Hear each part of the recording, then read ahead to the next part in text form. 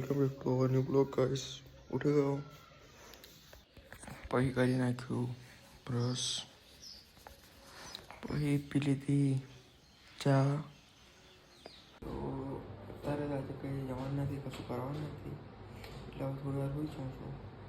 તો પછી બતાવું આગળ શું છે શું નહીં. સો ફાઇનલી ગાઈસ હવે ઉઠી ગયો છું. 2 કલાક જેટલું સૂતો અને ઉઠી ગયો છું. અને ઉઠતાની સાથે જ તરબૂચ ખાવા બેસી ગયો છું. હવે કાપું પછી વિડીયો બતાડું તમને. તો ભાઈ એના કે તરબૂચ. તો પછી ગાઈસ આપણે થઈ ગયા નહીં ધોઈને રેડી. તો પછી ગાઈસ આવી ગયા આપણે સંતરામપુર આવતાની સાથે જ પહેલાં લઈ લીધો પંખો, જે પડ્યો 2700 અરાઉન્ડ.